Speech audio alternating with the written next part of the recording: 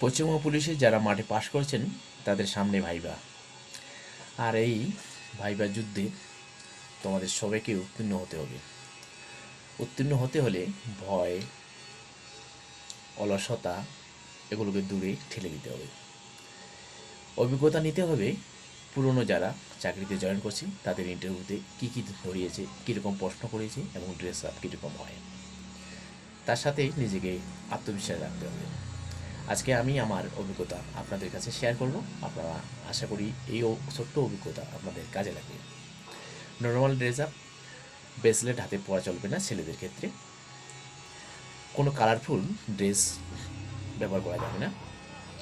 জুতো gold star, শু normal একদম simple.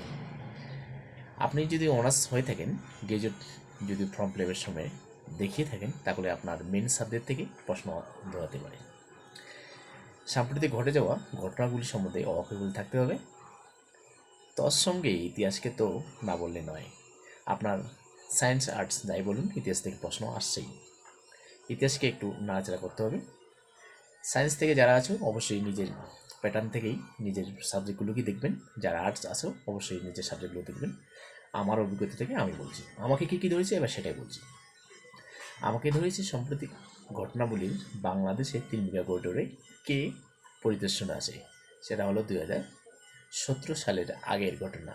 মানে আমি জয়েন করেছি 2017 সালে, আমাদের রিক্রুট ছিল 2015 সালে, আমাদের ইন্টারভিউ সম্ভবত 2017-এর আগে হয়েছে। আমি একজাস্ট ডেটটা বলতে পারছি না। এই হলো।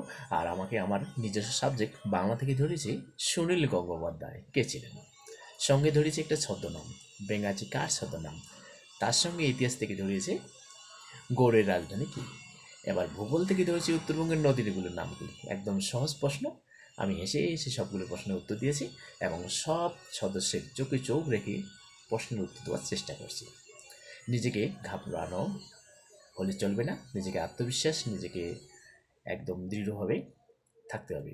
তবে ঢোকার সময় অনুমতি নিয়ে ঢুকেছি। ঢোকার সাথে সাথে সবাইকে প্রণাম করেছি। যদি ম্যাম থাকে অবশ্যই সেই ম্যামকে আগে প্রণাম করবেন, বাকি সদস্যদেরকে পরে প্রণাম করবেন।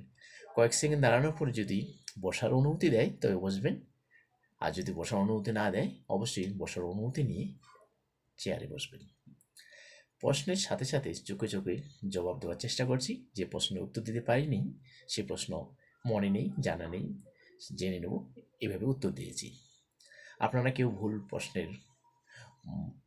প্রশ্নের কখনো ভুল উত্তর দেবেন না যদি না পারেন বলে এখন আমার মনে পড়ছে না। এই হলো আমার অভিজ্ঞতা। এবার আপনাদের পালা। আশা করি আপনারাও ভালো ইন্টারভিউ দেবেন এই আশা রাখছি। ধন্যবাদ।